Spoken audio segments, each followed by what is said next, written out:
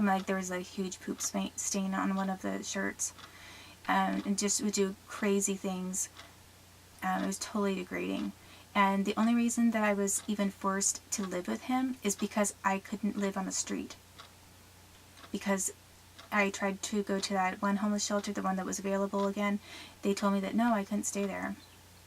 And I only had 1 week with that one hotel. And Community Action had lied to me and set me up. Basically, if I didn't live across the street from the Wenatchee FBI offices in a studio apartment without my son, then they were cutting me off of the entire federal money program with no notice. Basically, just to set me up to have to be forced to stay with Theo Keys,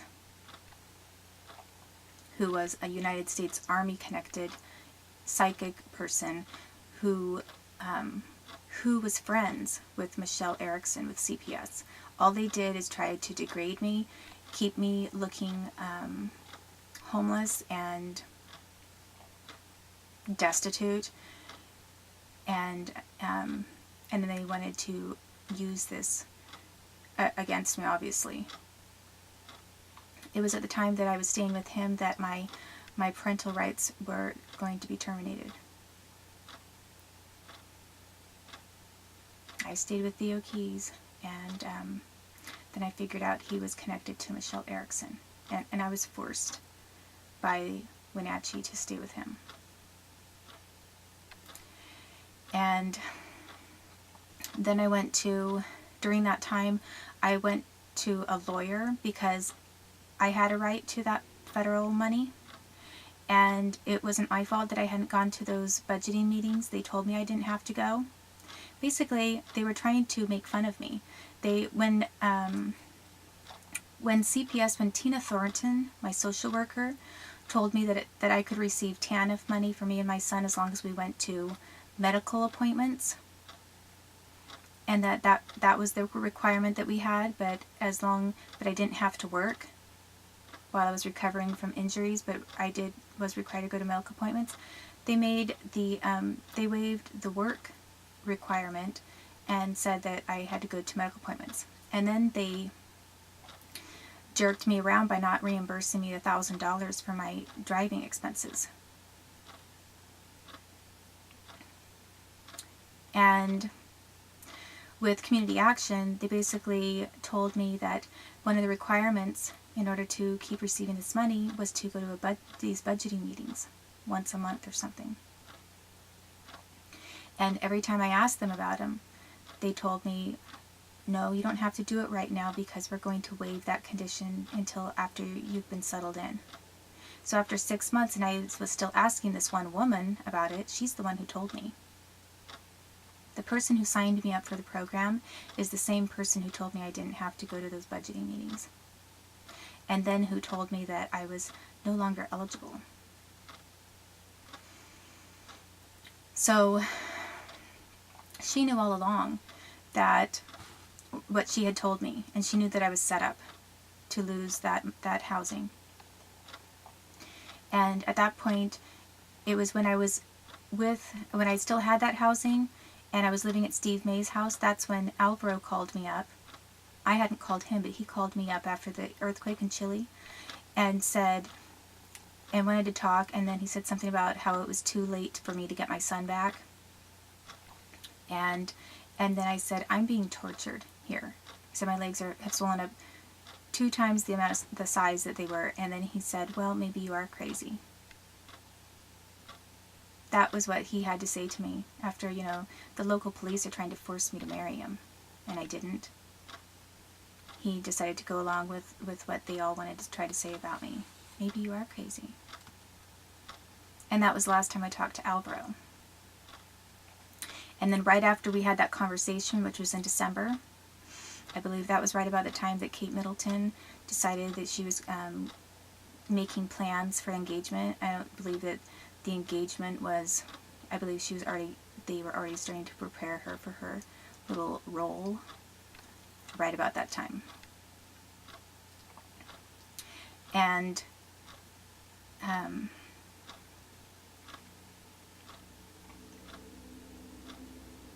I mean, they said later that there was an engagement and exchange of a ring in November the following year, but I believe a year prior to that, there were other things that were underway, and the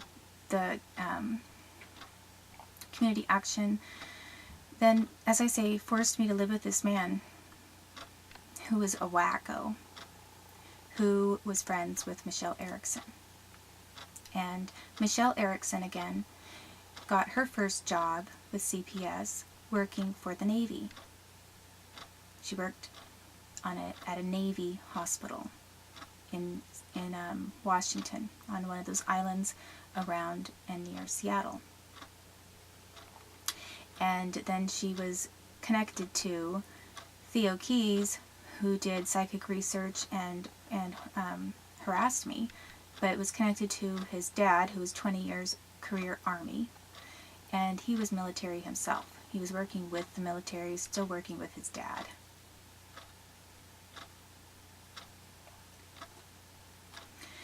And basically he's the one who said that the government had wanted to get their hands on more people like him. He told me Queen Elizabeth from England had contacted him and wanted him to work for her, and he claims he told her no. And he said that he had gone to Seattle to be bred for the United States government because the government wanted more people with his unique abilities. So they were breeding people for government use and programming and psychic work. And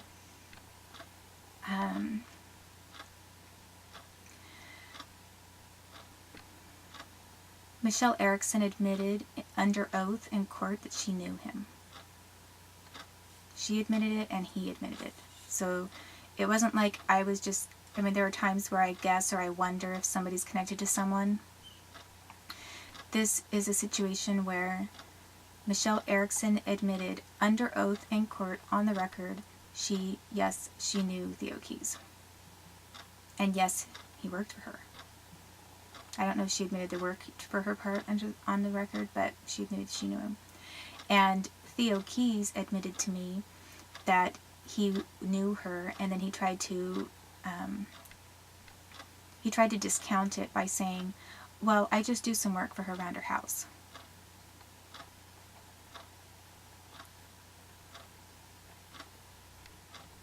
But he had been going into her house. And then she tried to say, she thought that I had been stalking her or something. I guess Michelle didn't know why I knew that he had been to her house. So she claimed that she needed a restraining order later.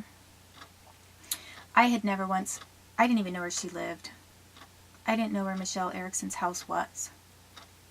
All I knew is that Theo Keys was a rat.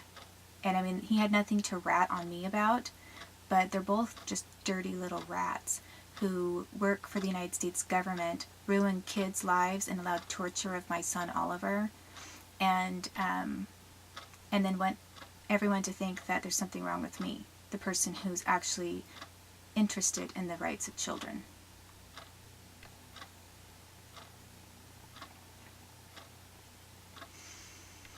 And Alvaro Pardo maybe felt comfortable with her because he would have also known that she worked with the government in maybe a slightly different way than just CPS.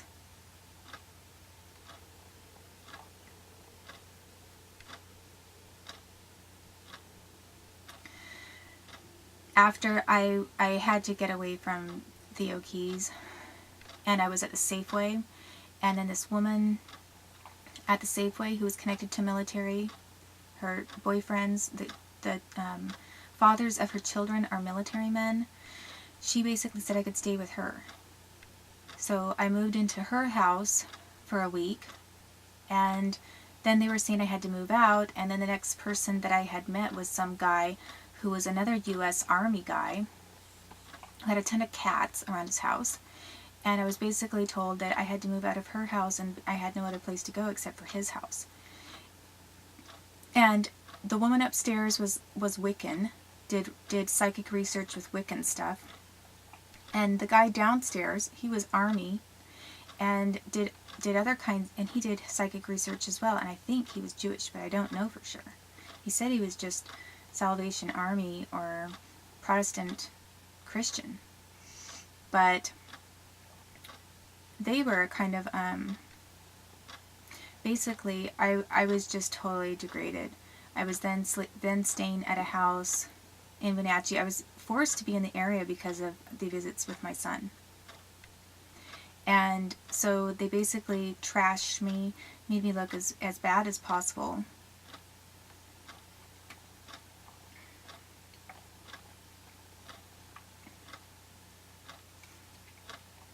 And they did not, they terminated my parental rights after I would not sell my eggs, give up my own genetic material to the United States FBI, to the Seattle FBI offices, because around that time that I was forced out of my housing, I contacted a fertility clinic in Seattle, and I had asked about being a surrogate mother. Being a surrogate. I didn't want to give up my own eggs, my own genetic material, but I thought about carrying a baby for somebody else, because I knew I would be a very helpful person to do it.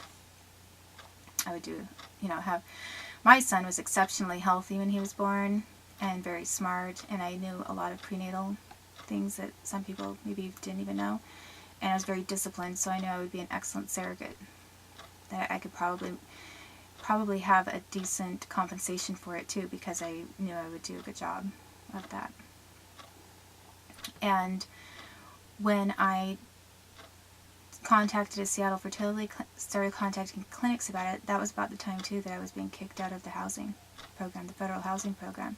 And then I was being told if I went to this one lawyer who was Mormon, and he basically said, after I'd exchanged an email with a fertility clinic where they said, if you give us your eggs, we'll give you $4,000 for one cycle.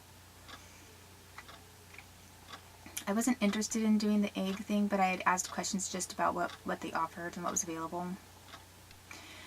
And after they sent me that email, I was then at this law firm that was talking to a Mormon lawyer. And he basically told me, he said, I think you have a case, you get your federal housing back. He said, but I require a $4,000 retainer. So he was telling me that he needed $4,000 and then I could get my house. Then I could have a roof over my head. And $4,000 is the exact amount that Seattle Fertility Clinic was saying they would pay me for one cycle of eggs, my eggs. So basically, I was then being extorted. I was pushed into a situation where the government was trying to extort eggs from me and taking away my housing illegally in order to try to extort those eggs from me. So they pushed me off of the federal housing program that they already knew I was qualified for, came up with an excuse at the last minute, and then I was driven to get an attorney, which they already knew that I would do, because I didn't have any other options. And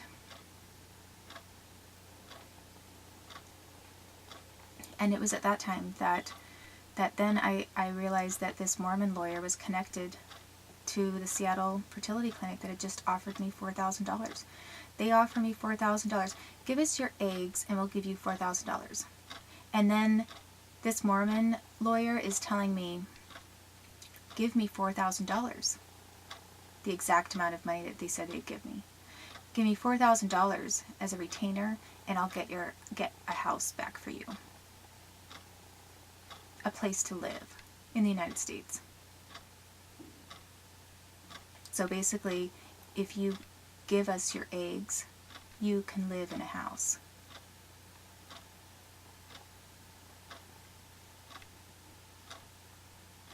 And it was Seattle FBI. They wanted my eggs. Nobody else knew that I was even contacting a fertility clinic. So they tried to extort eggs out of me and then forced me into living in the streets